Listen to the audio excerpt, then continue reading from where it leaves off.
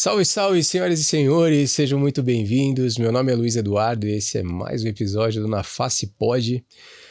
Na Face Pod é um podcast que traz aqui personalidades que, através da sua profissão, transformam a vida de outras pessoas.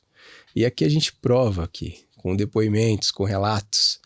Aqui o objetivo é fazer com que esse conteúdo chegue para algum jovem, que a gente possa inspirar esse jovem a escolher uma profissão, uma especialização, mas também aquele profissional já experiente, que veja aqui um conteúdo, queira se aprofundar um pouco mais, que aqui seja uma forma de a gente conectar esse profissional aos nossos convidados.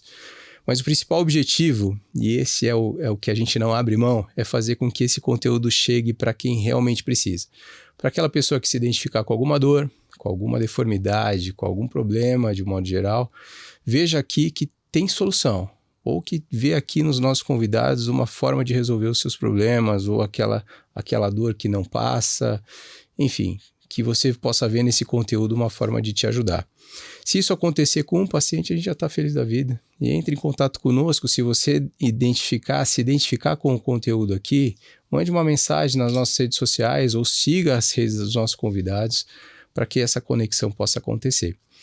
Para que isso aconteça, a gente tem o apoio de alguns patrocinadores, e um deles é a MaxFix, uma empresa aqui nacional do Brasil, tudo em placa e parafuso, que a gente fala muito de ortognática aqui, material de fixação produzido pelo Sartori, excelente perfil de placa, opções de placa, excelente pega de parafuso, cirurgiões que estão vendo, sabem do que eu estou falando, o que é um parafuso não pegar na chave aqui, material excelente. E para aqueles distribuidores, o custo-benefício do material é excelente também, você não quer ter problema com os convênios, é um material de excelente escolha. E outro apoiador também que nós temos é a Ortofácia, que não faria sentido a gente estar com esse projeto se a Ortofácia não estivesse junto. Também várias alternativas de materiais para bucomaxilo, neurocirurgia, trabalha com a melhor prótese de ATM do mundo, implantes definitivos, enfim, várias alternativas e soluções para a sua cirurgia. Dito isso, uma outra coisa que eu estava esquecendo, agora na Face Pod está na TV aberta. No Rio Grande do Sul, na TV+, na TV aberta, aqui na descrição vai ter os canais que você pode assistir todas as quintas-feiras, na hora do almoço, meio-dia, na Face Pod, na TV aberta. Tamo chique, Gesiel. Tá louco. Dito isso, tenho mais um monstro aqui como convidado. Cara, cirurgião bucomaxilo, que eu tenho a honra de ter como amigo, e apresento aqui o Dr. Bruno Henrique, diretamente de Ponta Grossa. Muito obrigado, meu irmão. Fala, pessoal. Obrigado, Luizão. Obrigado pelo convite. Seja muito bem-vindo. Valeu. Inclusive, vou usar MaxiFix amanhã, hein? É mesmo? Vou usar MaxiFix amanhã à tarde, lá em Ponta Grossa. Pô, que legal, cara. Não, a gente... A história contigo é bem legal, né, cara? Foi a primeira pessoa que me acolheu quando eu terminei a residência, então... Sempre juntos aí, já são alguns bons aninhos já, né? Faz tempo já, né? Mas cara, a cara ainda é de novo, né? Engana um pouco. Você tá trabalhando aí também para que tudo fique do jeito que está. Né? Um cara sempre se cuidando muito. Treinou, não treinou hoje, mas... Hoje eu não treinei. Não deu tempo. Não, compromisso a gente leva a sério, né? Muito obrigado, cara. Muito obrigado por você aceitar prontamente. Já era para ter vindo antes, os horários não bateram. Eu tô muito feliz de você estar aqui hoje. Seja muito bem-vindo, cara. Valeu. A honra, na verdade, é minha, né? Tava falando com o Luiz que no meio de tanta gente grande que vem aqui, eu sou o café com leite, mas vamos ver se eu falo alguma coisa para contribuir, Tem muita história aí também, uma experiência absurda também que tem que estar no meio desses caras mesmo, né? Você faz parte de tudo isso. Você já tinha participado de um podcast ou não? Não, primeira vez, cara. Pô, que honra! Se eu falar qualquer groselha aqui, pessoal, corta, por favor, e vamos editar. Tá ao vivo, tá? Então dá. Mentira. Bruno, você nasceu aonde, cara? Cara, eu sou de Ponta Grossa. Nunca te perguntei isso. Eu sou de Ponta Grossa. Você nasceu em Ponta Grossa mesmo? Só que assim, o meu pai, ele trabalhou a vida inteira na indústria farmacêutica.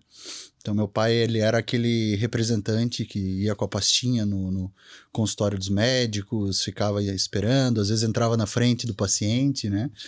Sei bem o que é isso. E foram 40 anos assim, e chegou um determinado momento que a empresa a qual ele estava naquele momento falou para ele que ele tinha duas opções: ou ir embora para Santa Catarina, ou ir embora da empresa, né? Então, estava fechando o setor dele no Paraná, e ele foi convidado a ir embora para Santa Catarina, e nessa época eu fazia engenharia. Ah, você já era grande. Isso, eu tinha terminado o ensino médio, passei direto para o vestibular, na época muito novo, não sabia o que eu queria da minha vida, passei para engenharia e comecei. E foi assim, uma coisa que eu sempre fui muito estudioso, né? E sempre eu tive uma educação muito militar, assim, eu tinha a obrigação de ir bem. Ensino médio, já? Sempre, desde sempre. O pessoal sentava do teu lado para fazer a prova. Às vezes, algumas. Mas, enfim, eu acabei passando no vestibular muito cedo, descobri que eu não gostava do meu curso e coincidiu entre eu não gostar do curso e meu pai estar em transição de estado para Santa Catarina. Engenharia. Passei em 3 universidades. Passei na Estadual de Ponta Grossa, passei na época ainda era Cefet, agora é o TFPR, né? E passei para Federal de Santa Catarina, para 3 cursos de engenharia. Comecei em Ponta Grossa, larguei, estudei por conta, né? E foi assim, eu comecei a estudar para o vestibular sem fazer ideia do que eu queria fazer da minha vida. Que a maioria dos jovens geralmente faz, né? E daí eu fiz um teste vocacional completamente assim, sem tendência, não queria tendenciar para curso nenhum, fiz de coração aberto mesmo e deu toda a área da saúde. Toda a área da saúde. E eu decidi que eu ia embora com os meus pais para Santa Catarina, não tinha condição de eu ficar em outro estado, meu pai bancando. E aí eu ia fazer vestibular para a UFSC e eu tinha 4 meses para estudar para o vestibular. Né? E eu pensei assim, bom, área da saúde, que eu, assim, não é nada pessoal contra outras profissões, mas eu me identifiquei ou com medicina ou com odontologia. Fui extremamente racional e sabendo assim, não, medicina eu não vou passar, né? O pessoal estuda 2, 3, 4 anos num cursinho, né? E eu me sentia na obrigação, já que eu tinha desistido de um curso, passar direto. Então, eu seja o que Deus quiser, eu vou ser dentista, né? E meu pai, o sonho dele era ser médico. Meu pai, não, faz medicina. E eu falei, pai, eu quero passar no vestibular, né? Então eu tô largando, me comprometendo a passar no vestibular, só que para medicina eu não passo, né? Para uma federal ainda.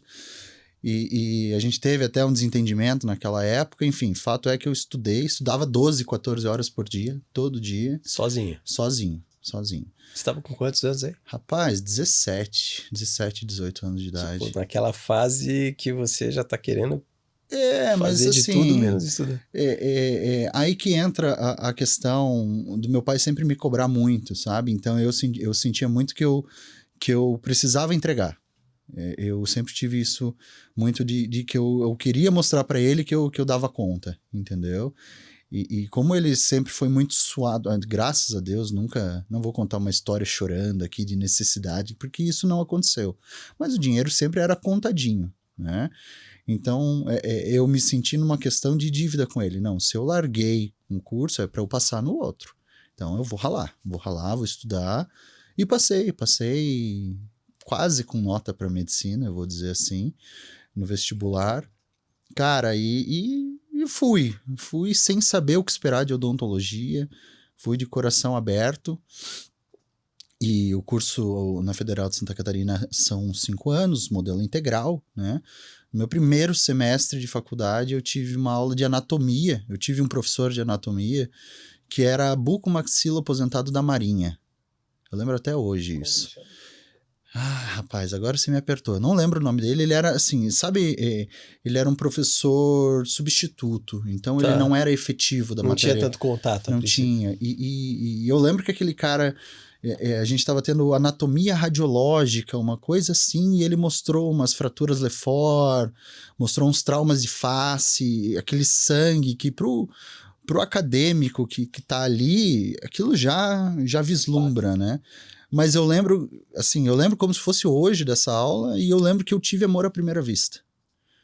Porque eu não imaginava o tamanho e o potencial que um dentista conseguia atingir ajudando as pessoas, entendeu? E foi amor à primeira vista mesmo. E você podia ter o efeito contrário, de ver aquilo e... Como teve em outros colegas, né? Teve gente que ficou para trás? Teve uma galera que teve repulsa de ver aquela coisa. E eu Deu falei, uma bicho, desmaiada? é isso que eu quero pra minha vida, cara.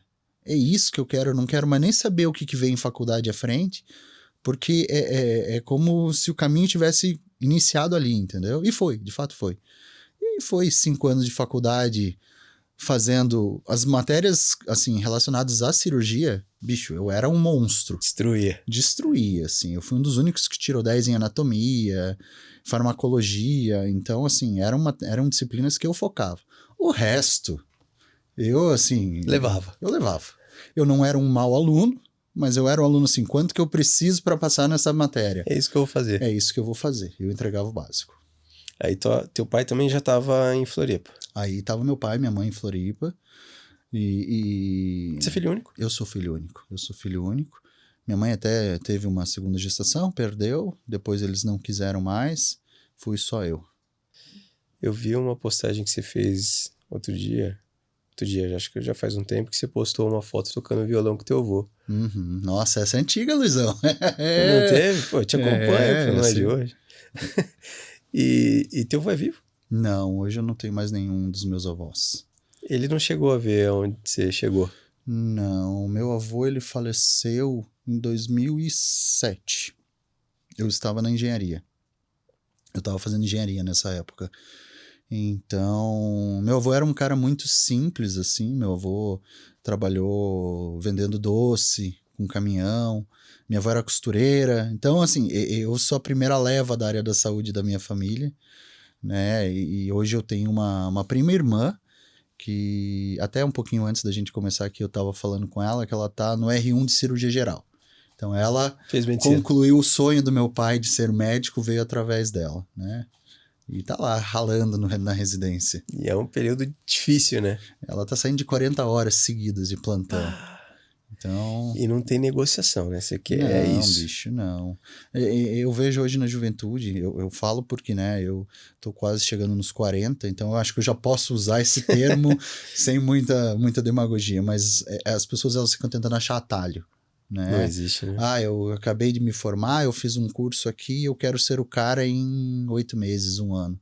Não é assim, bicho, não é. Infelizmente, seria bom se tivesse um atalho, mas não tem.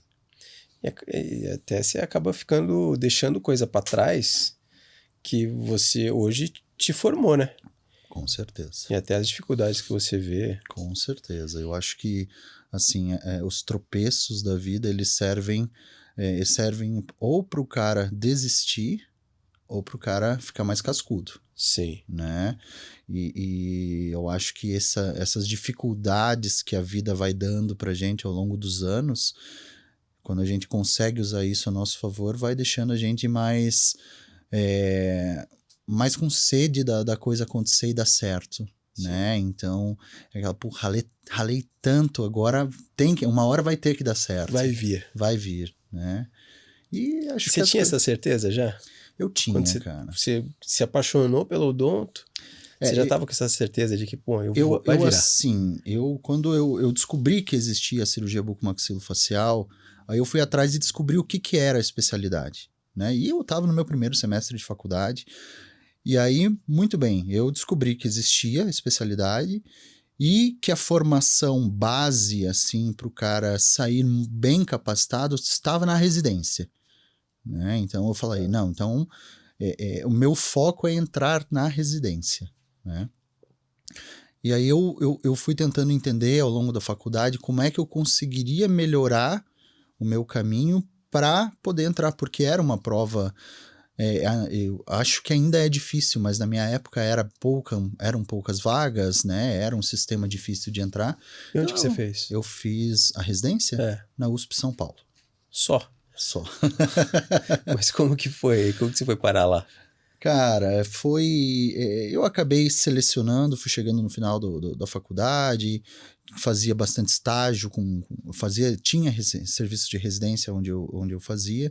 Então eu fui pegando dica com os residentes, onde que é legal, onde que a gente tem uma formação boa que me ensine ATM, que me ensine cirurgia ortognática, que me dê uma boa base de trauma. E fui selecionando os serviços de residência, né? Não passei no meu primeiro ano, então eu tentei passar logo depois, ainda no final da graduação, fui bem nas provas que eu fiz, mas eu não tive bagagem curricular, eu diria, né? Então, foi uma decisão minha em ficar 1 ano estudando. Fiz estágio, fiz cursos de pós-graduação e ralando, estudando todo dia, né? De novo, né? De novo. A história se repetindo por mais 1 ano. E aí assim, meu pai tem toda a honra e o louvor que eu dou a ele, porque ele falou assim, pode estudar que eu aguento. Estuda lá. Né? Pô, e você com 18 anos? Não, aí eu já 19? estava formado, Luísa. Eu já tinha meus 24 anos de idade. Caramba. Então... Que decisão difícil, né, cara? Porque você devia, provavelmente, do jeito que te conhecendo como você é, você se cobrava também, né? E ao mesmo tempo eu via meus colegas de turma já trabalhando, ganhando seu dinheirinho, começando a ter um início próspero de carreira. Mas não trabalhando na área. Mas... Seus colegas, você tinha algum colega que trabalhava na área já? Não, assim, pessoal formado... Trabalhava na Renner. Trabalhava na... Cara, mas eu já trabalhei em shopping, sabia? Você já fez outra coisa. Eu né? já, em época de férias de verão, eu fui trabalhar como vendedor no shopping, cara. Péssimo vendedor. O que você vendeu? Eu vendia roupa. Eu vendia cara. roupa. Eu era desses atendentes que ficava na M-Officer. Posso falar que falei, né? Pô, se quiser também patrocinar a M-Officer. A M-Officer, por favor, aqui é o Luiz.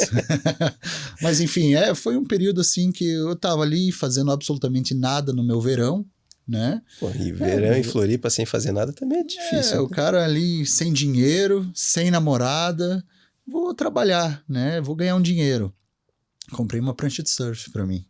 E aí largou. E aí larguei a prancha. Não, foi aquele verão, tentei virar surfista, não deu certo pra mim, né? Então voltei pra Odonto, continuei meu caminhozinho na Odonto. E aí, enfim, fiquei 1 ano estudando depois de formado, vendo meus colegas dentistas já trabalhando, clínica geral e tudo mais. E eu focado. Eu vou passar. E aí as provas começaram a bater na trave, assim. Tinham 2 vagas, eu ficava em terceiro. Tinha 1 vaga, eu ficava em segundo. E eu pensando, meu Deus do céu, será que eu não vou passar esse ano de novo, né? E aí... E você tava dando tudo, E eu tava dando meu sangue, cara. Meu sangue. Mais uma vez eu estudando 12 horas por dia. E você não tinha opção, né? Era isso agora. Era passar ou passar. Caminho sem volta. Era passar ou passar. E porque eu não queria ser dentista clínico. Eu não gostava, eu não, assim... eu sabia que eu não servia para ser o dentista de cadeira, de mocho ali, trabalhar. Sim. Sem, assim... Tem gente que ganha muito dinheiro... Né? Mas é perfil, fazendo né? trabalhos lindos no dia a dia da prática clínica, que não é o meu perfil, exatamente. E aí chegou a prova da USP e eu fui. Peguei o ônibus, nunca tinha ido para São Paulo. Peguei um ônibus de Floripa, saindo à noite, chegando lá em São Paulo de manhã, 7 horas da manhã, a prova era às 10. Dormiu no ônibus? Dormi no ônibus, fui. Dormiu. Nem dormiu. Rapaz, eu cheguei, dei umas piscadas... Nunca tinha ido para São Paulo, né? Como é que eu chego na USP? Eu tenho que pegar esse metrô, depois eu tenho que pegar esse ônibus. Não foi com o Uberzinho ali? Não tinha essa opção. Era metrô e ônibus, né? Fui para a primeira fase. Primeira fase eu arrebentei. Falei, fui bem. Tava voltando embora para Floripa de ônibus, saiu o resultado da Federal do Paraná. E eu fiquei em terceiro de 2 vagas. Então, assim, ao mesmo tempo que eu tava feliz, eu fui do céu ao inferno em poucas horas, assim. Mas eu falei, não, o meu tá guardado, tem que estar guardado. O meu é na USP, eu nunca... E aí, cheguei em Floripa, uns 4 dias depois saiu o resultado da primeira fase e eu estava empatado em primeiro com outro cara. Falei, mas não é possível. Em primeiro? Em primeiro lugar. E aí eu fui para a segunda fase, era prova discursiva, análise de currículo e entrevista. Fui para a mesma história, ônibus saindo à noite para chegar de manhã, no meio da estrada um acidente. E o trânsito parou. Falei, Jesus Cristo, não é possível, Luizão. Parece história de novela, cara. Eu cheguei em cima do laço. Você quase não chega. Eu quase não chego. Eu troquei de roupa no ônibus mesmo. Fui no banheiro do ônibus, vesti uma roupinha social Pra impressionar na entrevista, né? Pra não chegar com uma cara de quem viajou 12 horas de ônibus.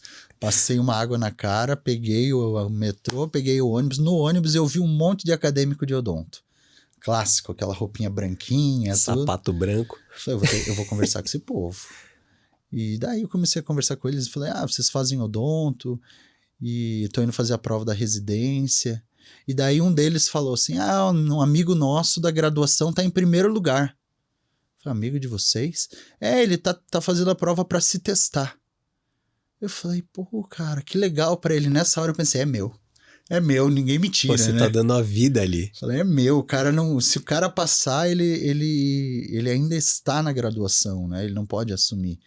E aí eu fui, fiz uma prova discursiva lisa, e aí deu certo, passei em primeiro lugar. Sim, eram 2 vagas, né? Falei, não, ufa, agora começa a minha jornada aqui, né? E foi. Aí de lá pra cá é história. Que novela mesmo, né? Novela, Luizão. Cara, isso você tem coisas aqui que não dá pra falar. Não, imagino que tinha mais coisas. Assim, tiveram algumas coisas mais chatas ao longo do caminho, mas que, enfim, não é assunto pra isso, é assunto pra gente conversar nós dois. Tá, vou querer saber, porque agora fiquei curioso. Porque, querendo ou não, você tava numa fase que você já ia se colocando pressão, né? Você se coloca uma pressão. Teu pai também, por mais que ele já tinha se comprometido em te ajudar, em algum momento ele ia, agora chega, né? Vamos andar, né, moleque? Pelo amor de Deus, né? E, cara, você passou em uma das maiores universidades, eu não tô falando nem do Brasil, mas do mundo. Sim, na América Latina é a maior, né? E tá entre as 10 maiores do mundo. E daí você fez a residência lá? Uhum. Tem alguém da época que ainda se tem contato hoje que... Com todo mundo, assim. Hoje alguns nomes daquele... da tua dos época. Preceptores, Dr. Fernando Melling, que é uma das referências em planejamento virtual. Sim. O próprio Flávio Ferraz, que também também é um grande nome no Brasil inteiro de planejamento cirúrgico virtual, né? Trabalhando hoje muito com reconstrução, com microvascularizado de fíbula, né? Então, são oportunidades que eu tive, mas assim, eu tenho um mestre da residência, que é a pessoa que eu acho que pegou na minha mão e falou, não, vou ensinar esse cara a operar, que é o Dr. Shahad Kaba, Sim. lá de São Paulo. Cara, esse cara, eu sou fã dele. Hoje temos uma relação de amizade. Tem contato? Tenho. E do pessoal da residência, assim, a gente tem um grupo até hoje ativo, né? Então, é uma coisa muito gostosa, assim, né? Que é a amizade que fica pra vida toda. E da residência, o pessoal era mais de São Paulo mesmo? Tinha muita gente do Nordeste, né? Então tinha gente do Rio Grande do Norte, tinha gente do Ceará. Que estão bem lá operando. Que estão bem. Seguiram Nabuco? Seguiram. Né? Então eu tenho um colega, o meu contemporâneo de residência, o meu R igual, que a gente fala, né? Ele hoje está no Rio Grande do Norte, está em Natal, é professor da universidade lá, então ele seguiu para uma linha mais acadêmica. Sim. Trabalha muito com planejamento cirúrgico para outros colegas, né? Então, graças a Deus, assim, a gente vê que o pessoal está muito bem encaminhado. Que legal. Você saiu, daí você voltou para Ponta Grossa? Daí você foi para Floripa? Não, eu voltei para Ponta Grossa, eu conheci a Adriele naquela época, no final da residência. Luiz conhece, né? Sim. Então, harmonizadora facial também, dentista. E acabei voltando para Ponta Grossa. Na verdade, assim, quando eu terminei a residência, eu comecei a buscar opções de cidade para eu desbravar, né? Não, gostei muito de São Paulo, mas eu não me vi morando em São Paulo para o resto da vida. Loucura, né? Não dá. O pessoal tendo que operar domingo, à noite, né? Ali é muito comum isso, né? E é extremamente comum. Então eu gostei, São Paulo me deu, assim, essa vivência, mas eu agradeci e falei, não, aqui tá bom para mim. E aí casou nas minhas opções de cidade, Ponta Grossa ser uma delas. Eu conheci na época minha ex-mulher, né? Sim. E, enfim, falei, vou voltar, né? Seja o que Deus quiser. E comecei a bater na porta dos colegas, tentar achar um espacinho para mim, né? Bati na porta dos colegas cirurgiões, primeiro até por uma questão de respeito, Sim. né? Não deu certo, falei, então vou tentar achar o meu caminho por conta própria. Né? E difícil essa transição, né? Puxado. É muito puxado. Eu sendo conversei bem honesto. com vários aqui, e aqui eu falo que eu tenho a oportunidade de perguntar. A gente nunca teve essa conversa, né? Por mais que a gente já tenha conversado muito. E uma das coisas que é unânime, assim, é a transição para o consultório, porque você não tem uma recepção que os pacientes estão te esperando lá sentadinho. Você tem que buscar esses pacientes, né? Eu vejo, assim, que essa mudança, ela foi literalmente do vinho para a água, né? E não da água para o vinho. Porque eu estava num momento em que eu trabalhava 12 horas por dia, todo mundo me conhecia, então desde a técnica de enfermagem do centro cirúrgico até o chefe do serviço, né? E os profissionais, aqueles que os preceptores da residência tinham a confiança já no residente, né? Então, professor, hoje a gente tem uma cirurgia ortognática, uma classe 3, o planejamento é esse, tá ok? Não, tá ok. Então já havia essa confiança, né?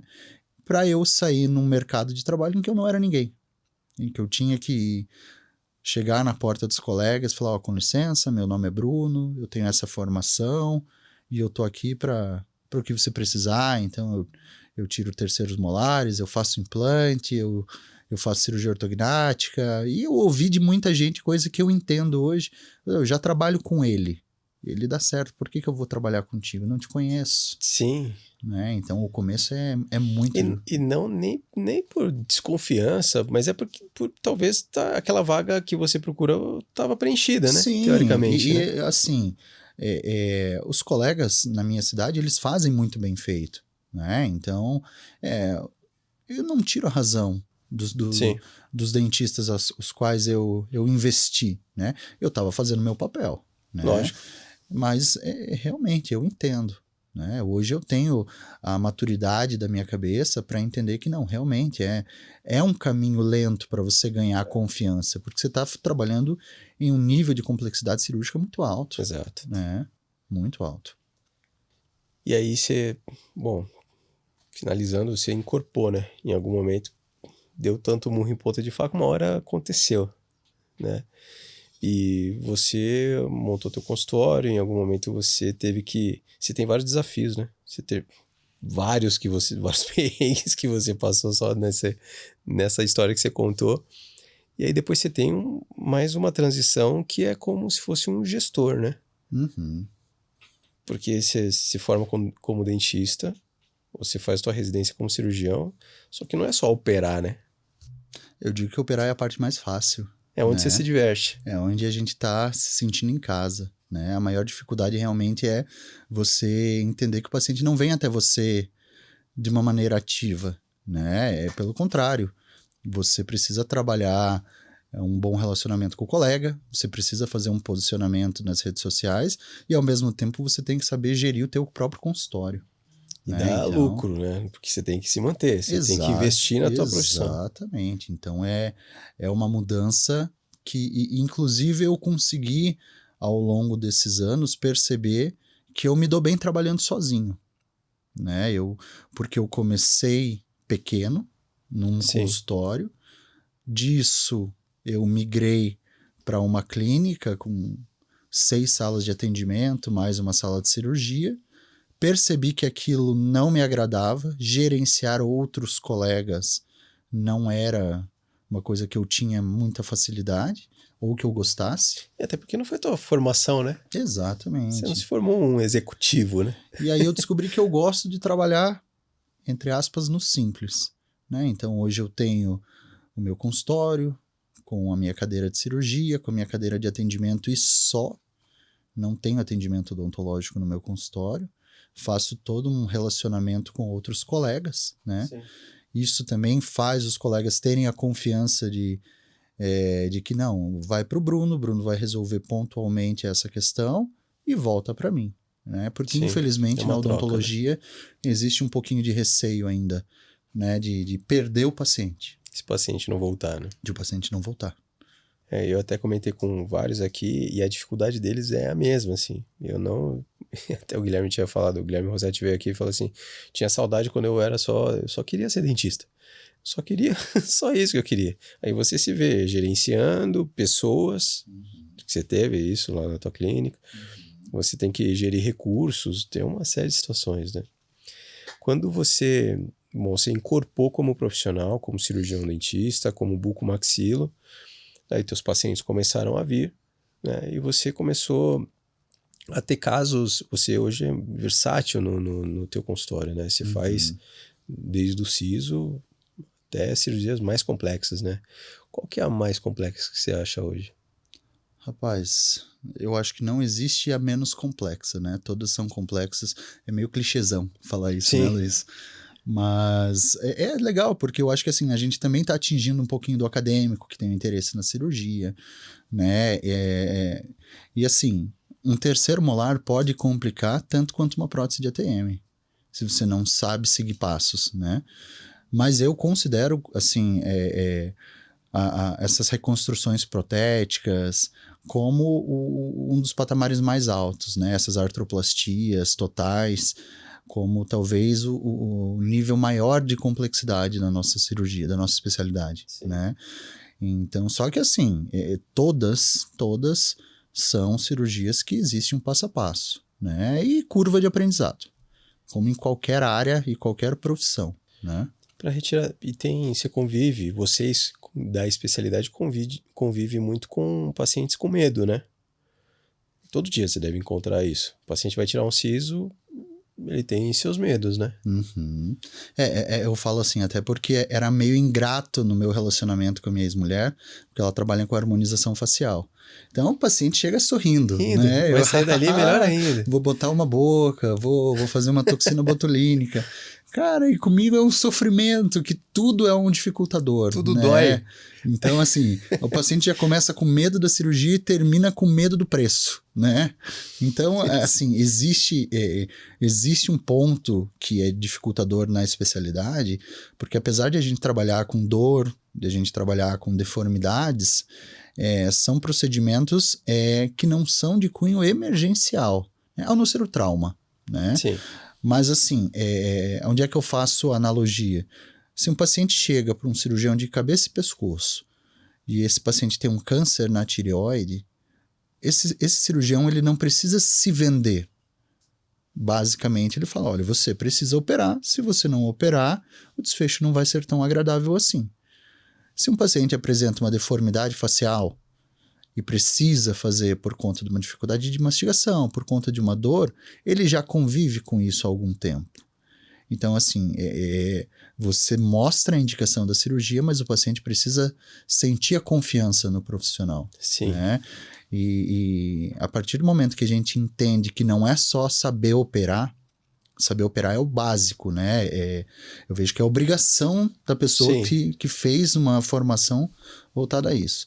Mas a pessoa precisa saber conversar, sentir a dor do paciente, saber se comunicar, né? Então, é onde eu tento ganhar hoje em dia o meu paciente. É humanizando mesmo, né? Isso, exatamente. Num tratamento humanizado.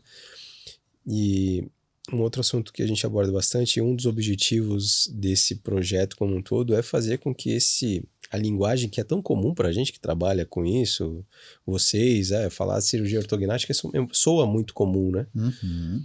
Mas a gente vê grande parte da população que não sabe nem que existe. E uma cirurgia que tem tanto benefício para muitas pessoas que nem sabem que tem determinado problema, né? Uhum. Apneia do sono mesmo, né? O que você poderia falar até para encorajar algumas pessoas que precisam fazer uma cirurgia e que hoje têm seus receios, seus medos, ou um medo do pós-operatório, que acha que vai ser o mesmo pós lá de trás? Uhum. Olha, eu digo o seguinte, inclusive é um dos meus casos mais marcantes da minha profissão e que eu acho que, assim, é um dos principais pontos que eu converso com todos os meus pacientes, é que essa cirurgia ortognática, né, que é uma cirurgia para melhora mastigatória, melhora de posicionamento dos ossos da face, não fosse algo tão benéfico para os pacientes, eu não teria operado a minha própria mãe. Você operou sua mãe? Então, a minha mãe foi uma paciente que eu operei, e eu uso isso como uma arma na conversa com os pacientes, e porque é verdade. E como né? que foi, cara? Você fez ortognática? Eu fiz. Foi um avanço de mandíbula e mento da minha mãe. Rapaz, e como que foi essa experiência, cara? Porque todo mundo foge disso, né? Eu compreendo, né? Eu não tô dizendo que eu tô certo. Não, mas não tem um negócio assim? Mesmo na medicina, na verdade, profissionais... assim, não é aconselhável. Por quê? Porque se em algum momento de tomada de decisão mais abrupta, o parentesco ele pode te influenciar, né? O teu psicológico pode influenciar na cirurgia. O teu pensamento racional pode ser afetado por fato de ser um parente seu, né? Eu, na hora, eu olhei assim, quando eu tomei a decisão de eu assumir a cirurgia da minha mãe, eu pensei, bom, eu conheço todos os meus colegas, se eu fosse para escolher alguém para operar minha própria mãe, não seria de Ponta Grossa, mas isso seria inviável, levar minha mãe para São Paulo, que seria na mão do Dr. Charrad. Então, eu dou conta, eu assumo a bronca, né? E, cara, foi uma das cirurgias mais lindas e mais, assim, a gente fala redonda, né? Foi tudo perfeito. Foi tudo perfeito, assim, foi uma osteotomia um corte ósseo que abriu do jeito mais bonito possível, sem lesão de nervo, lisa do início ao fim, e graças a Deus, mas assim, a gente estuda bastante para as coisas acontecerem. Eu sabia o que eu estava fazendo. Como que estava sua mãe com isso? Super confiante, cara. Mais do que... Minha mãe entrou rindo no centro cirúrgico. Minha mãe entrou rindo. Toda orgulhosa. Toda orgulhosa. E já faz o quê? Já faz uns 5 anos que eu operei ela. E a tua noite na véspera da cirurgia? Ah, cara, por mais que a gente já tenha feito bastante nessa vida, né, sempre pega um pouquinho. Então eu lembro que assim, acho que eu sonhei que eu tinha operado ela já umas 3, 4 vezes antes de ter operado. E correu tudo bem todas as vezes? Ah, no sonho não deu. No sonho dava sempre alguma zica, sabe? Mas que bom que deu no sonho, mas na hora da coisa acontecer deu certo. Caramba, e é difícil você gerir isso, né? Porque você tem essa adrenalina acontece para todos os pacientes? Ou foi numa proporção maior da tua mãe? Não, na verdade, hoje em dia, a gente acaba entendendo que é um processo que a gente tem que seguir. Sim. Né? Então eu vejo que a gente sempre entra com respeito àquilo que a gente está fazendo, não entra brincando, né? Mas quando é parentesco, assim, o bicho pega mais. O bicho pega mais. Né? Enfim, voltando à tua pergunta, essas cirurgias, elas têm tanto benefício, elas ainda são sofridas. Eu não vendo a fantasia para o meu paciente que vai ser um lindo pós-operatório. A primeira semana ela é mais desconfortável, né? Mas os benefícios sempre fazem pesar pela decisão de fazer a cirurgia, né? Então, essa semana eu tenho 3 pacientes a serem operados. 2 dessas pacientes têm dores tanto na mastigação, tanto que vão ser cirurgias combinadas de articulação com cirurgia ortognática, e um paciente com uma apneia do sono absurdamente severa. Então é um paciente que tentou fazer uso daquelas máscaras respiratórias, do CPAP, não conseguiu se adaptar, fez cirurgia com otorrino para uma possível melhora respiratória, também não consegue melhorar.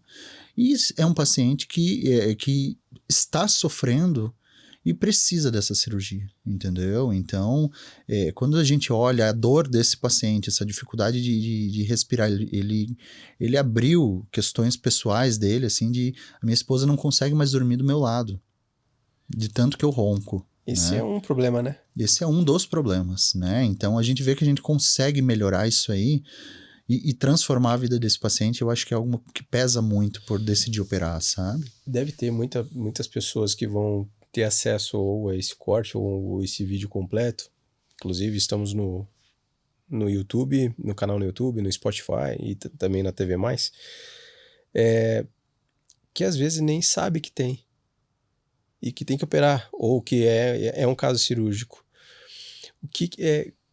Quais são os sinais que ele pode ter? Porque pode ser...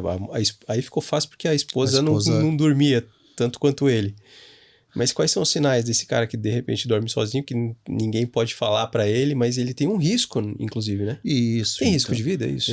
O grande problema da apneia do sono é que ela é uma doença que predispõe a outras mais severas, né? Então, são pacientes que por conta dessa dificuldade de oxigenação, porque basicamente assim, síndrome da apneia obstrutiva do sono é uma doença onde há uma dificuldade de oxigenação do sangue por conta do ar não passar, né? Durante a noite. Então, quando a pessoa dorme, ela relaxa, esse ar que passa normalmente pelo nariz ou pela cavidade oral, ele acaba sendo bloqueado por um possível relaxamento dessa musculatura da passagem do ar, das vias aéreas, né, em relação à língua, e esse paciente começa a roncar e ter obstrução da passagem do ar. Essa dificuldade de oxigenação ao longo dos anos pode predispor a doenças cardiovasculares. Então, um paciente que tem risco de um infarto, de um AVC, né, que popularmente a gente chama de derrame, e talvez assim, o sintoma mais comum da gente perceber quando não existe um parceiro ou uma parceira que fala que a pessoa ronca é o cansaço durante o dia, né? Então, por quê? Porque ela não descansa durante a noite, ela tem aqueles micro despertares, acorda ofegante, acorda com falta de ar, né, ao longo da noite e não consegue descansar. Então, essa pessoa começa a ter cansaços ao longo do dia, né? Olha, eu fui dormir às 10 horas da noite, acordei às 7 horas da manhã, mas parece que eu não descansei, né? Entendi.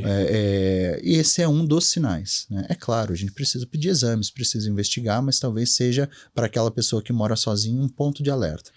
E os exames, um dos exames que você solicita é a polissonografia, né? Então, a polissonografia do sono é um dos exames principais para a gente diagnosticar uma apneia. Que o paciente ele vai a uma clínica, dorme nessa clínica durante um período das 11 da noite às 5 da manhã, se não me falha a memória, e ele é monitorado ao longo de toda essa noite. Então, a gente consegue analisar pontos muito importantes, como quantas vezes ele despertou ao longo da noite, qual foi o nível de saturação do oxigênio desse paciente ao longo de toda a noite, qual foi o pico de maior oxigenação e de menor oxigenação. Que legal. A gente vai ter, inclusive, você falou num ponto interessante, a gente vai trazer aqui a doutora Márcia Assis, ela é neurologista e médica do sono, exatamente para contribuir, enriquecer esse tema, né, que é tão difícil. E a gente tem recebido várias mensagens de vários pacientes que quando a gente coloca esses cortes no Instagram, ou mesmo nesses encaminhamentos que a gente faz, esses cortes, tem muito paciente que entra em contato com a gente. E muito paciente que às vezes não sabe nem por onde começar. O que você pode orientar para eles? Ele vai direto no buco? Ele vai no ortodontista? O meu fluxo do consultório, ele é um fluxo um pouquinho peculiar, né? Então, eu tenho muitos pacientes que vão até mim como primeira opção para eu fazer o diagnóstico. Então, eu olho, né? O paciente vem, olha, doutor, eu tenho meu queixo muito curtinho, minha esposa diz que eu ronco, então, assim, será que eu sou um paciente apneico? Será que eu não sou? Será que eu tenho indicação de cirurgia ortognática?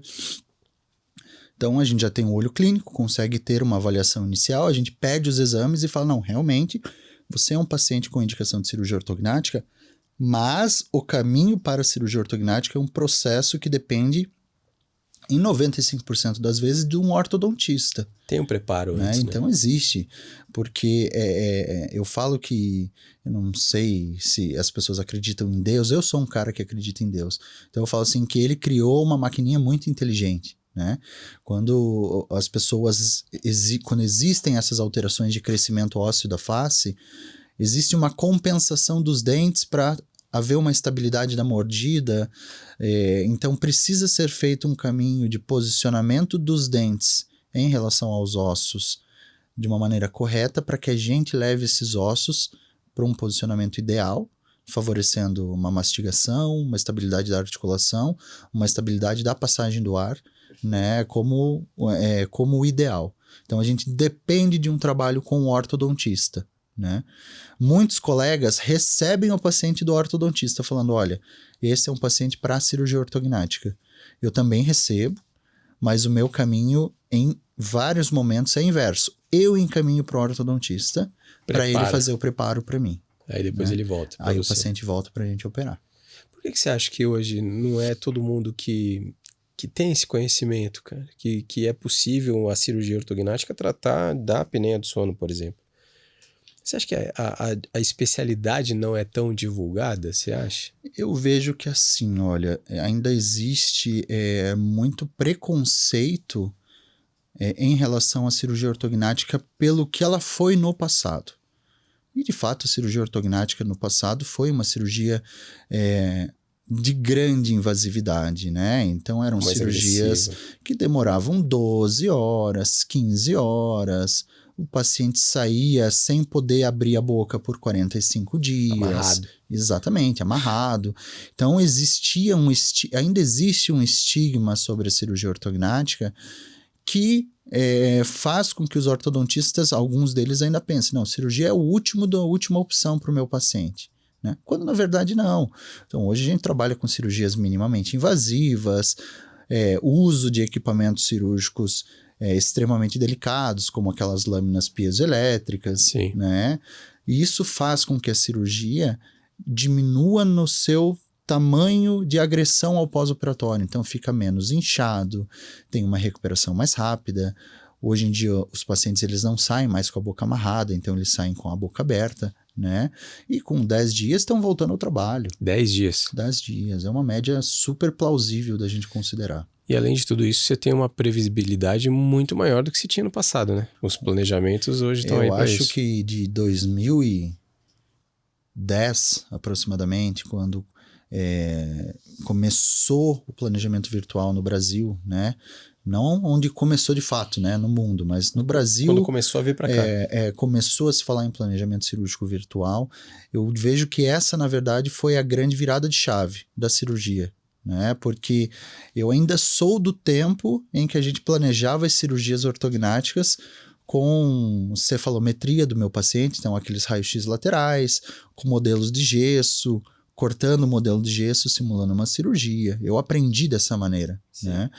E hoje eu vejo que o planejamento num software, ele permite eu entender e operar esse paciente antes de ele ser operado propriamente dito. Você chega na cirurgia sabendo todos os movimentos que você vai fazer. Tudo. Então, eu tive um caso há pouco tempo atrás de um rapaz com o rosto extremamente torto.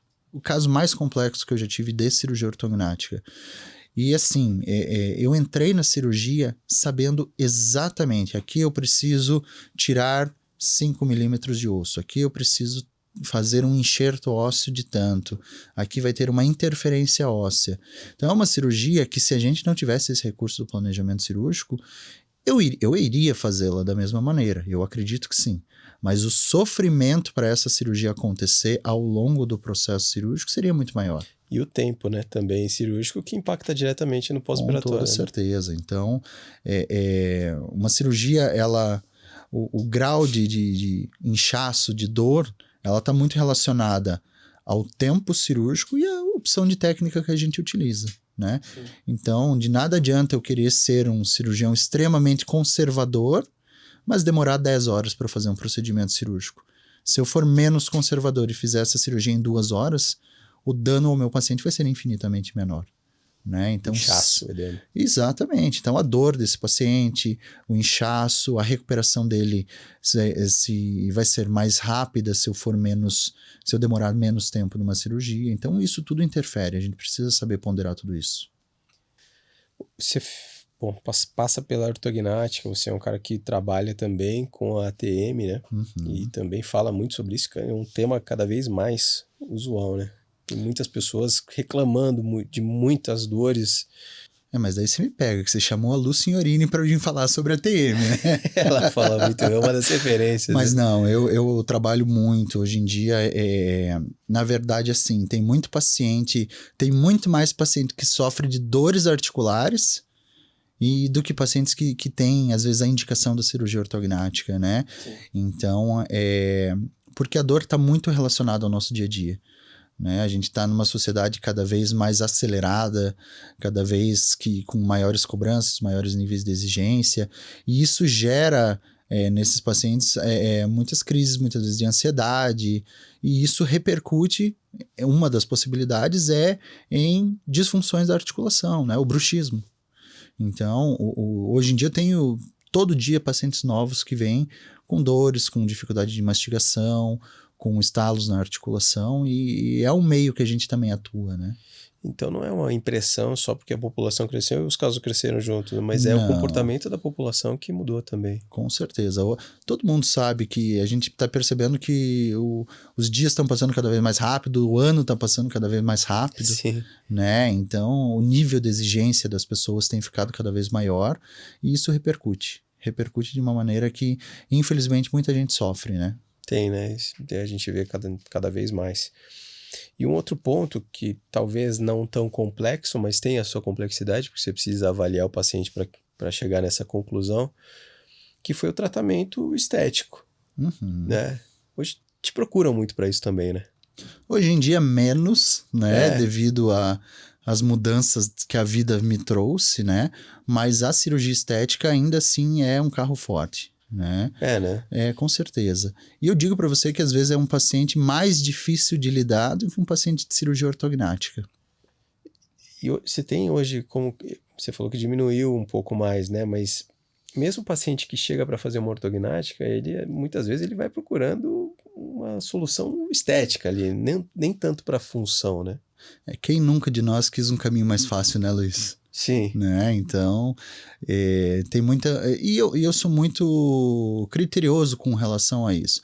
Se o paciente chega no meu consultório com insatisfação estética no seu rosto e ele não tem nenhuma queixa funcional, então vamos pontuar aqui. Essa pessoa não tem dificuldade mastigatória, esse paciente não tem dificuldade de fala, não tem dificuldade respiratória, tem uma estabilidade articular ok, saudável, mas tem uma alteração estética no rosto, ele não tem indicação de cirurgia ortognática.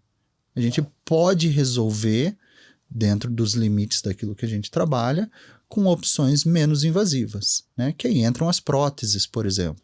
Então, olha, o paciente Luiz vem no meu consultório se incomodando que o queixo está para trás. Mordida perfeita, nenhuma queixa funcional. Eu não vou submeter esse paciente a uma cirurgia mais agressiva se eu tenho a possibilidade de resolver isso com uma prótese, né? Com preenchimento definitivo. E a prótese, você não, na ortognática, você serra o osso, puxa para frente. Exatamente. Na prótese, você só coloca um preenchedor ali, né? A prótese a gente faz um acesso, coloca essa prótese, fixa ela no osso e fecha. Então... Cirurgia de 40 minutos? 20, 25. 25 minutos. Eu falava com você num tempo que, quando eu era vendedor, ainda você fazia em 40, 50. Você foi numa das minhas primeiras lá em Ponta Grossa, né? Pedi pra tirar foto ainda. Luizão, a gente já tá velho, cara. Não, mas hoje em dia é curva de aprendizado, né? Volto a falar que o tempo vai ensinando a gente formas de fazer a mesma coisa de maneiras diferentes, né? Então, eu comecei com uma cirurgia de 40, 60 minutos, que é um tempo super bom, diga-se de passagem, mas, né, quantas próteses eu já consumi da ortoface, né, Luiz? Fez bastante. Foram algumas, então a gente começa a pegar alguns macetes que fazem com que facilite o processo. E a gente está falando de uma prótese, agora falando um pouco do nosso apoiador aqui, que distribui essas próteses que são de polietileno poroso, que ganha esse volume, um queixinho a mais, um ângulo de mandíbula a mais, que às vezes não precisa de uma cirurgia tão complexa, né? A gente trabalhando nessa área, a gente, não sei, acho que você também, mais ainda, né? Vocês cirurgiões, toda hora isso acontece. Mas a gente que trabalha nisso, a gente fica reparando nas pessoas, aquela que não tem um queixinho ou tem um queixo mais para trás, precisa de um avancinho aí de 3. Você fica medindo. Essas pessoas que a gente repara muitas vezes que não tem um queixo tão equilibrado na face, né, assimétrico, ele precisa de cirurgia necessariamente? Ele precisaria de um implante para harmonizar a sua face? Na verdade, assim, essa decisão ela é muito do paciente, né? Então, e isso, a própria harmonização facial trouxe pra gente esse perfil de paciente. Porque são pessoas que chegam no consultório de quem faz a harmonização facial e colocam os preenchedores à base de ácido hialurônico. Injetáveis. Os injetáveis, exatamente. Então, olha, eu vi na televisão tal pessoa com um queixinho bem definido, eu quero ficar assim também. Ou me incomoda, eu quero ter um ângulo de mandíbula mais bem desenhado. Né? E, eu coloco o injetável tem uma durabilidade de aproximadamente 1 ano, né? E isso o paciente precisa ficar repondo. Então, anualmente... Passou 1 ano, vai absorver. Passa 1 ano, paga de novo, põe o preenchedor de novo, fica 1 ano. Chega um momento que essa pessoa se cansa, né? E geralmente é um caminho que a pessoa busca, viu? Existe alguma possibilidade para eu não ficar tendo que fazer isso todo ano? Né? E essas próteses, eu não digo que elas são novas, porque elas são da década de 70, né, Luiz? Sim. É um material com a ciência muito bem estabelecida sobre eles, então existe um embasamento científico que são materiais excelentes, né? São cirurgias, são procedimentos cirúrgicos, então comparado a você botar um preenchedor injetável, é mais invasivo, sim. Sim. Comparado a uma cirurgia ortognática, é menos invasivo, ponto. Sim. Né? Então são excelentes opções, mas não é uma necessidade. Ela é única e exclusivamente estética, né? Não existe um ganho respiratório, não existe um ganho funcional, existe um ganho estético, né? Sim. Então é aquele homem que tem aquele rosto com pouco desenho de mandíbula, tem um trabalho em que exige uma boa apresentação, uma imponência no seu cargo, e fala, olha, eu quero passar mais autoridade naquilo que eu estou falando, naquilo que eu estou fazendo ou naquilo que eu estou vendendo. Como é que eu posso deixar o meu rosto mais marcado? Né? Tem paciente que te procura com certeza. Com esse discurso, com esse pedido. Eu tenho um colega amigo meu que ele era diretor de uma empresa e ele tinha um rosto oval. E ele foi crescendo na empresa, ele começou a ter reuniões em que ele precisava ter uma imagem mais imponente, fez preenchedor, na época com a doutora Adrielen, gostou, mas ele queria um resultado que ficasse em definitivo, né? E aí nós colocamos, e assim, autoestima, não, porque assim, a gente sai da única exclusivamente estética e a gente fala de pontos que não são mensuráveis, então aquela autoestima, aquela sensação de você conseguir marcar mais presença, muitas vezes a gente está falando de uma mudança no patamar do trabalho da pessoa, né? E de fato foi. Para ele falou assim, olha, eu me sinto muito mais à vontade para trabalhar em negociações de alto valor, mostrando uma maior imponência. Eu mostro mais respeito para a pessoa com a qual eu estou conversando. E ele colocou o quê? Ele colocou ângulo mandibular. Só o ângulo deixou mandibular. Mais quadrado. Deixou mais quadrado o rosto dele. Ele não tinha necessidade do queixo. Ele tinha necessidade da região de ângulo mandibular. E tá super bem agora. Super bem. A recuperação também é super rápida. Olha, é uma cirurgia que, primeiro, a gente não precisa de hospital, né? Você faz no consultório. A gente faz em ambiente de consultório, é claro, com o paciente dormindo, né? Hoje as minhas cirurgias no consultório são 100% com o meu paciente dormindo. Se ele vai tirar um siso, se ele vai fazer uma prótese. Isso é maravilhoso. Esse sono é sensacional. Eu vejo que assim, já que as pessoas não são muito fãs de cirurgia, a gente precisa tentar artifícios para deixar a cirurgia o mais viável possível para a pessoa. Relaxar o máximo. Então, o que eu falo assim, não precisa se preocupar com o transoperatório. Pode deixar que nesse momento você vai estar dormindo, né? Como é uma endoscopia, como é uma colonoscopia, né? Então a gente tenta deixar isso um pouco mais agradável para o paciente. E esse comportamento é quase que cientificamente comprovado, né? Que muda a personalidade do paciente. Muda. E existem estudos que falam dessa... A gente chama isso de visagismo, né? Então, essa análise que a pessoa ela faz uma avaliação sobre você nos primeiros 3 segundos que ela te vê. Então, essa boa aparência, você estar bem vestido, estar bem apresentável, isso é cientificamente comprovado que influencia no impacto que você vai causar nas pessoas. Então, se a gente está falando de um vendedor, se a gente está falando de um CEO de uma empresa, se a gente está falando de um gerente nacional de vendas, você causar uma boa impressão com a sua aparência, e eu não estou falando em você usar roupas de marca, estou falando de você ter presença quando você vai falar com a pessoa com a qual você está negociando, isso influencia diretamente em ter sucesso ou não. Né? A gente estava, no evento que você palestrou, inclusive, da Ortoface, nem lembro, foi em novembro? Foi em novembro. Final de novembro. A gente viu muitos casos muito bonitos, vários casos bonitos ali, né? De transformação mesmo, né? E a confiança que os pacientes têm de tirar foto de perfil, de postar no Instagram, depois com essa confiança, né? Rapaz, eu tive uma blogueira fitness que ela... Quando você olhava o Instagram dela, as redes sociais, ela não mostrava o rosto dela em perfil, porque ela não se sentia confiável, e ela veio até mim falando, olha, eu quero fazer o meu queixo, eu quero fazer uma cirurgia no meu queixo. E eu olhei e falei, não precisa, né? Quando ela veio até mim, eu falei, gente do céu, essa menina precisa, como é que ela esconde? E ela fez um relato depois nas redes sociais dela, depois de feita a cirurgia, que hoje ela tira as fotos dela em perfil porque ela se sente confiante, coisa que ela nunca fez antes. Então, assim, a gente tá falando de mudanças de chave na cabeça da pessoa que vão além apenas da estética, né?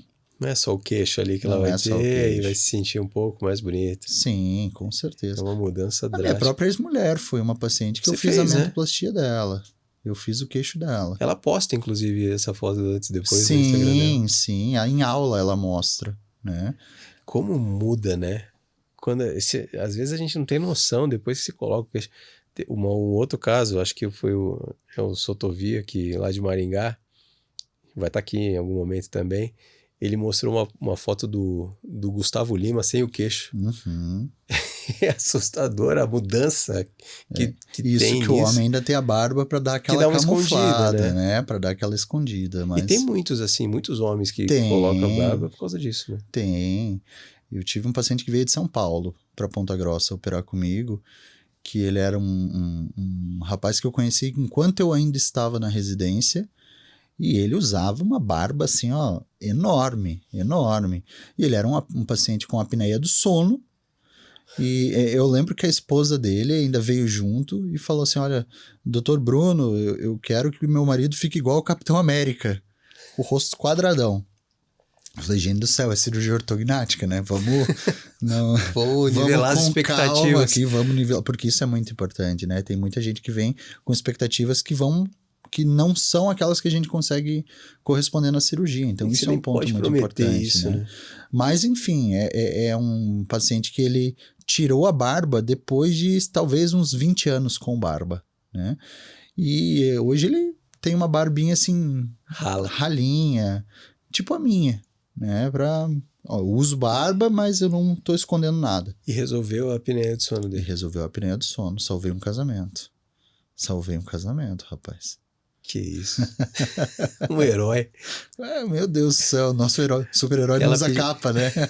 Ela pedindo o Capitão América ali do teu lado, e o herói tava na frente. O herói tava na frente de jaleco branco, né? Cara, o tempo voou, como sempre voa nas conversas com você. Te agradeço muito, cara, de ter aceitado o convite, de abraçar esse projeto e de falar numa linguagem que eu acho que essa é uma grande qualidade tua, de falar pro consumidor final, de uma forma leve, né? A gente te vê nas redes sociais e você entende muito dessa comunicação e de como funciona tudo isso, né? Então, ter você aqui enriqueceu muito para que isso possa chegar o máximo possível para quem realmente precisa, né? Cara, eu vejo que assim, eu fico muito honrado, na verdade. Já te falei isso, não foi nenhuma nem duas vezes, porque eu sei o quanto de gente grande que tem por aí, né? E eu fico feliz porque eu sei que vai além da nossa amizade, né? E que bom, que foi leve. Eu tava nervoso pra caramba com isso aqui, como eu te falei, eu nunca participei de podcast nenhum. Mas você lida bem com as câmeras. Rapaz. Talvez não com essas aqui. Mas é câmera pra caramba. Olha isso aqui, gente. É muita câmera. Tanto que eu tô olhando aqui pra você. Eu não olhei pra mim aqui, Você ó. não se viu no retorno ainda? Não, deixa eu ficar quietinho aqui, que eu tô confortável assim olhando pra você. Cara, mas foi muito legal e vai ter...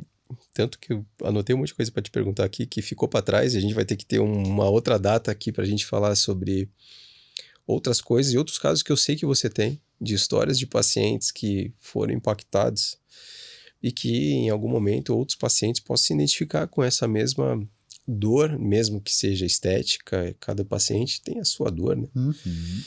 E que você vai poder voltar aqui várias vezes. Cara, eu fico à sua disposição. Agradeço mais uma vez. E você me chamando, eu tô por aqui, com toda certeza. Obrigado, meu irmão, obrigado. Bom, para tudo isso acontecer e para que a gente possa receber bem as nossas estrelas convidadas aqui, a gente conta com uma equipe que está aqui atrás da produção, a gente conta com uma equipe, o Gesiel, nas redes sociais, montando esse conteúdo, e também a gente conta com patrocinadores como a MaxFix, que o Dr. Bruno já vai usar amanhã. Amanhã, 1h da tarde a cirurgia. É mesmo, vai estar com o material da MaxFix Sartori, produzido pela Sartori, um material de extrema qualidade, um dos melhores materiais nacionais que a gente tem. E o mais importante disso para você cirurgião, o interessante disso até, Bruno, que o pessoal da Sartori escuta muito o cirurgião. Se você chegar e operar amanhã e falar assim, pô, essa placa podia ser diferente, eles escutam, levam para a fábrica e vão tentar desenvolver do forma que você pediu. Que não ganho nada deles, mas, por exemplo, em cirurgias de articulação, eu só gosto da âncora deles. Eles têm um portfólio gigantesco. É um material que, assim, já usei outras opções, não gostei, né? E faço questão de trabalhar com material porque eu sei que é um material bom. Que legal, eles nem esperavam, a gente nem combinou isso. Sartori, me patrocina, por favor. Então a gente conta com eles, a MaxFix, eu tenho a honra de estar aqui, uma marca pesada, forte, e a Ortoface também, que eu tenho a honra e o orgulho de fazer parte desse time e de estar aqui com eles, com esse nome pesado também aqui atrás, com uma repercussão tão importante nacionalmente, que faz parte da história da bucomaxilo a nível nacional, de tê-los aqui é sempre muito importante para nós. Muito obrigado para quem assistiu até o final. Dr. Bruno, a gente vai deixar as redes sociais, suas redes sociais, e o cara é extremamente ativo na rede social, vários seguidores, sigam a página do Dr. Bruno. Deixe seu like, curte, compartilha. Tem isso, né? Tem que falar, Luiz. Tem que falar. Já que você entrou nessa era das mídias e dos podcasts, você fala assim, curte, comenta e compartilha, porque isso é importante para dar visão para o canal. É verdade. Se você quer receber mais conteúdos como esse, essa atividade é fundamental para que isso aconteça e que você receba mais conteúdos como esse. Inclusive, siga o nosso canal, entre no canal do YouTube, @naface_pod. A gente está lá no YouTube, está no Spotify e agora está na TV aberta, na TV+, para o pessoal lá do Rio Grande do Sul. Você está em TV aberta agora, tá? Pessoal do Rio Grande do Sul, um abraço. Quinta-feira, meio-dia, na hora do almoço. Quinta-feira, meio-dia. O pessoal vai parar a sua refeição principal do dia para assistir você, Luiz. Exato. Você é um monstro das redes sociais. E agora a gente vai estar competindo com o Globo Esporte. Então, o Globo Esporte, você vai sentir essa baixa na audiência. Sinto muito pro Globo Esporte, né? Eles estão perdendo uma possibilidade de acompanhar a gente, mas enfim, né? É isso. Mas o conteúdo aqui talvez ajude muito mais gente do que eles. Com certeza. Fiquem bem, fiquem em paz e até o próximo episódio. Até mais.